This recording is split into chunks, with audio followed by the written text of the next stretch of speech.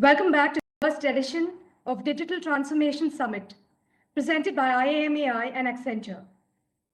The Digital Transformation Council, formed within IMEA, is proud to launch a report on intelligent automation, the future of digitization in organizations, conducted in collaboration with PwC. We have with us Mr. Milan, Sheth, EVP, IMEA Region, Automation Anywhere, who is also the chair of the IMEA Automation Committee, Mr. Anil, Bhasin, Managing Director and Vice President, India and South Asia, UiPath, and Co-Chair of the IMEA Automation Committee, and Mr. Sumit Srivastav, Partner and Leader, Intelligent Automation at PwC India.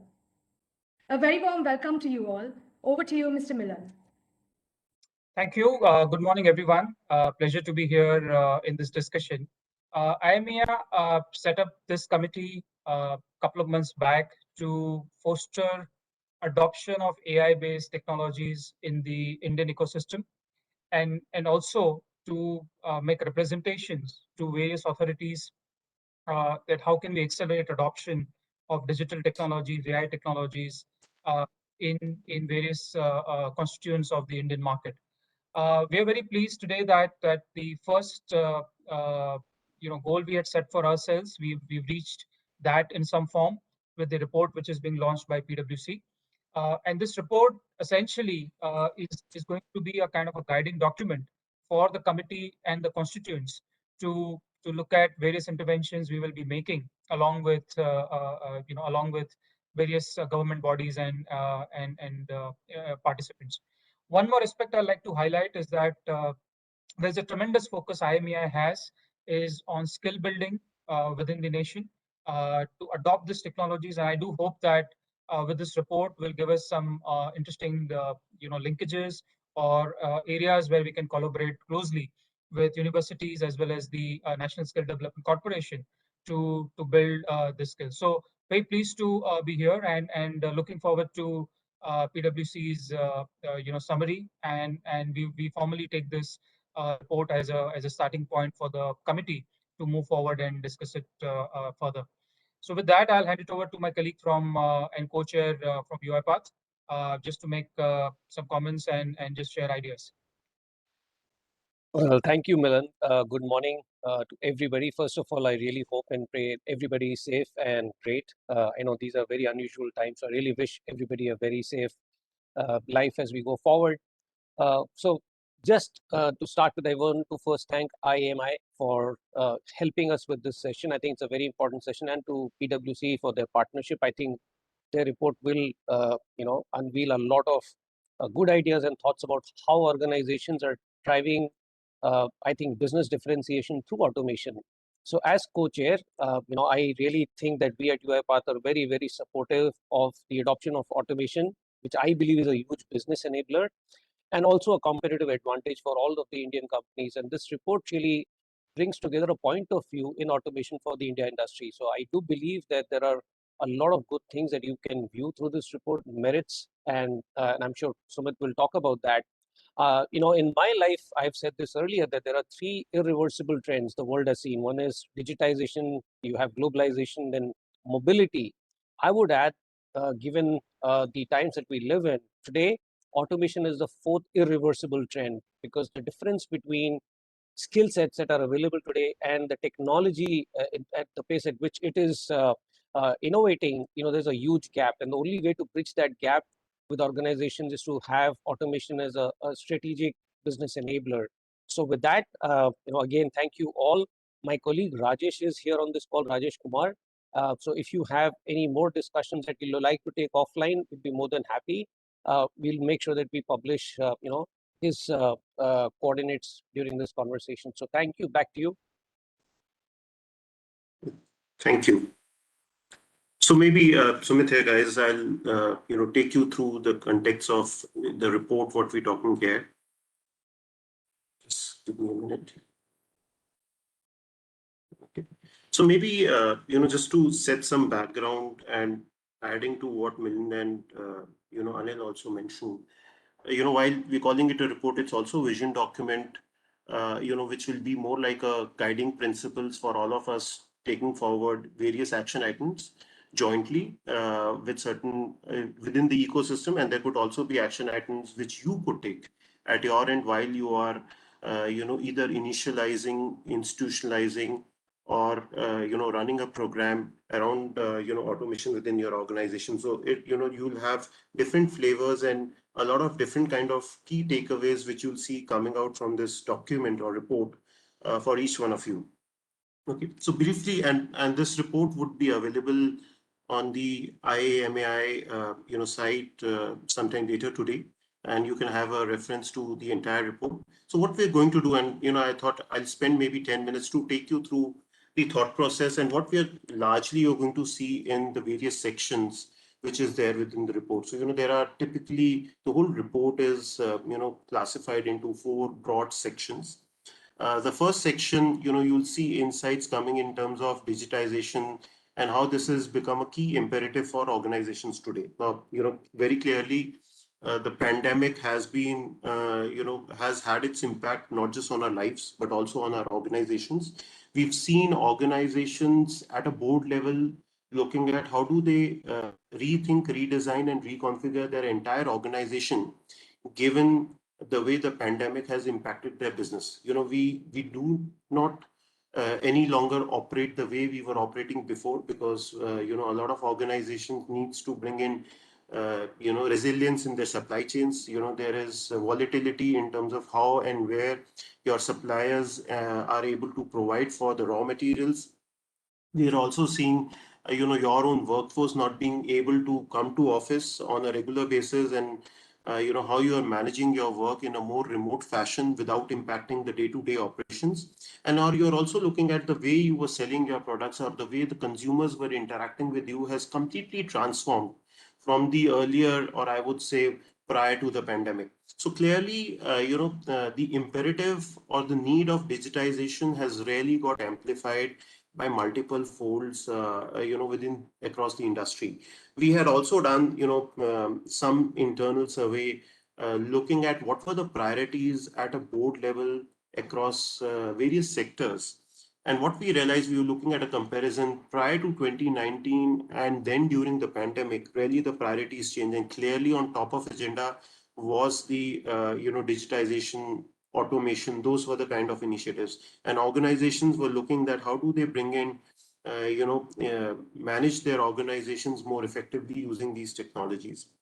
So the first section primarily is going to give you some insights around that, and also give you an understanding in terms of broad pillars around digitization. So digitization, largely you will see creating a big data layer in terms of ensuring that how you are capturing all the data which is across your organization in a manner of where you can then apply analytics, bring in artificial intelligence and automation on top of that to achieve the overall objective in trying to move from a traditionally run organization to a data-driven intelligent enterprise. So a lot of organizations are trying to see how I can harness this information, insights effectively through all of these technologies put together, which is driving their digitization agenda. And you'll get a flavor and a better understanding on this subject in the first section of the report.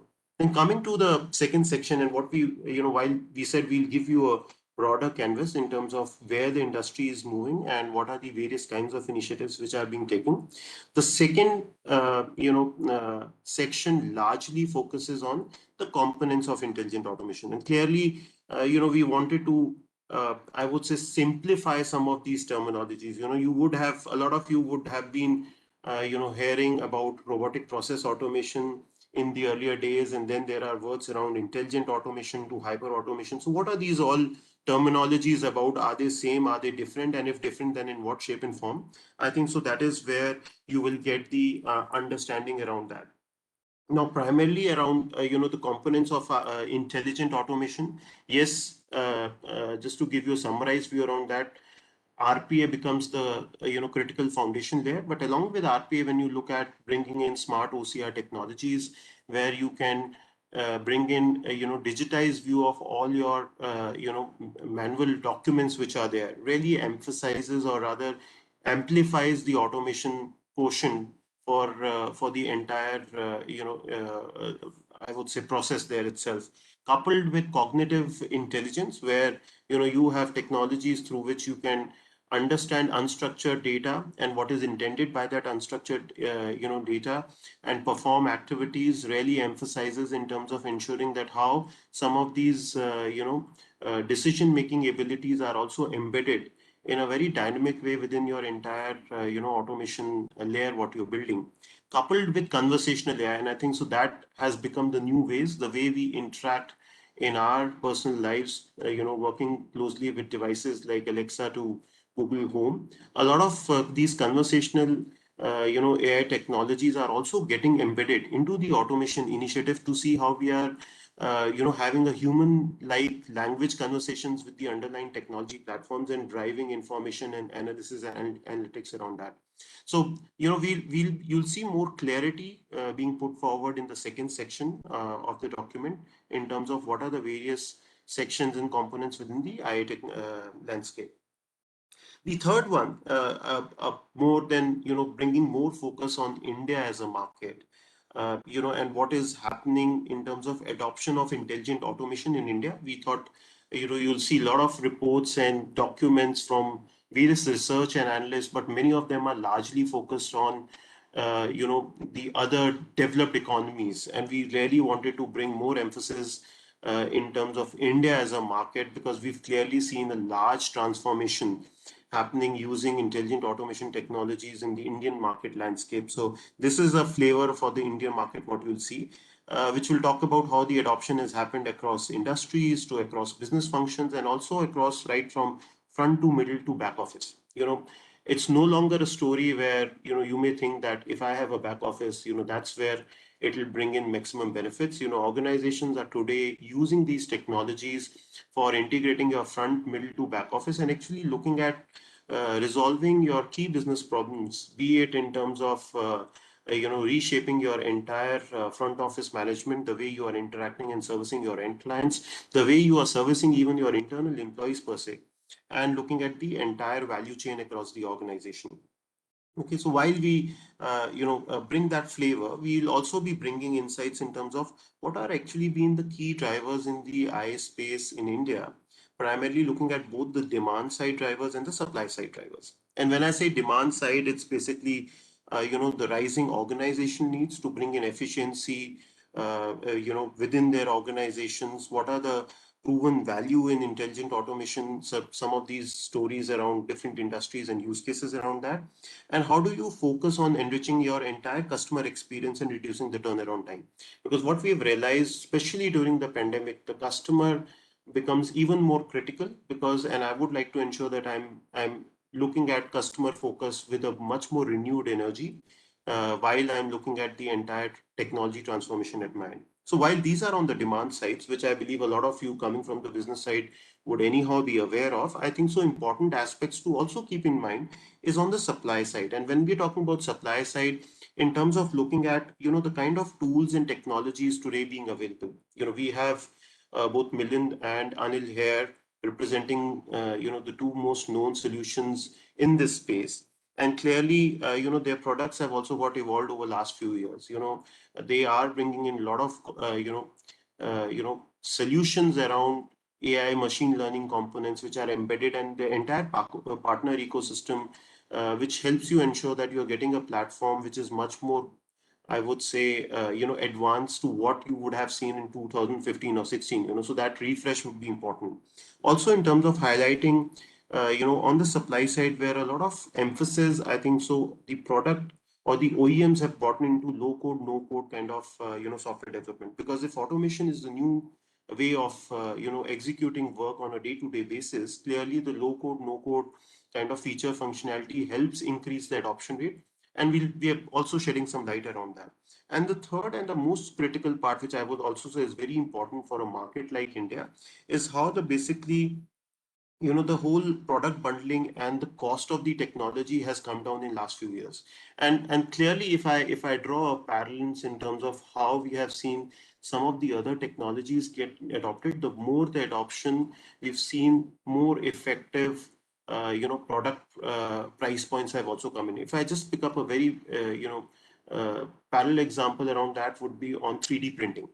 And if you look at 3D printing, where it was many years back with the cost of 3D printers, even the raw materials being very high, as the adoption goes in, and there is, with the greater adoption, with the greater demand, the price points come to a more effective pair, and hence which emphasizes and increases the adoption itself. So those are some of the drivers and factors which we'll also bring forward on the supply side of it. Important for you to look at these aspects, because many of them would be put as a question while you are justifying to your board and to your stakeholders in terms of when you are initiating and driving such programs.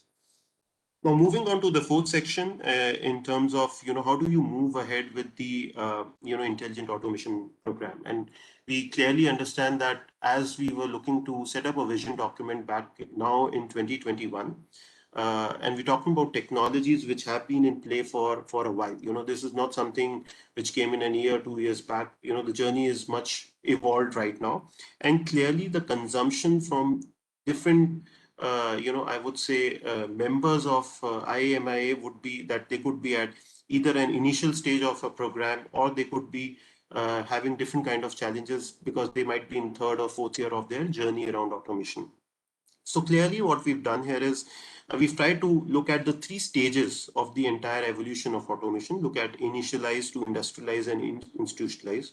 We've looked at parameters right from strategy, structure, people, process, technology, and how your challenges across these 5 levers get modified as you're moving from stage 1 to stage 2 and stage 3. And what are the levers which you need to look at effectively to ensure that you can manage these challenges within your organization and ensure that your program still gets steered away with the right kind of desired benefits and results which you may be promising at a board level itself.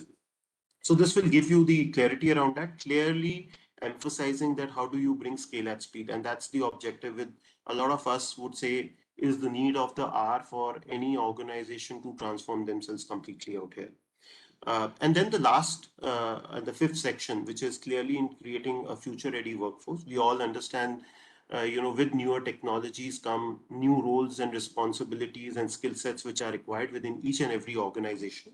And as we look at that, it's also very important that, where today we might be having largely human workforce within the organization, the reality is we would all be having organizations which are both human-led and digital workforce working together. My chief human resource officer could be a chief workforce officer managing both of these aspects together.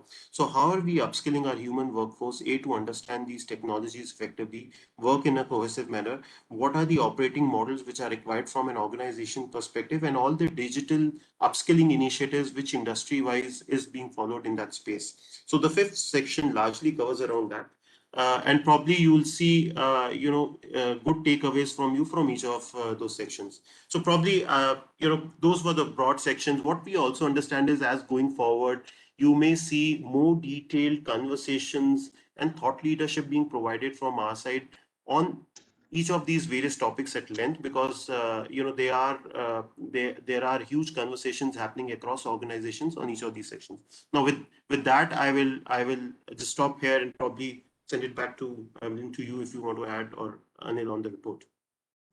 Yeah, Sumit, thank you for that. I know we have really run out of time, but fantastic overview. I'm sure that once the report is available, we will definitely go through that in detail and continue to engage with you. So thank you for again working closely with the committee. I'll hand it back to Javisha for the next step. Thank you, Mr. Milan, Mr. Anil, and Mr. Sumit for joining us today.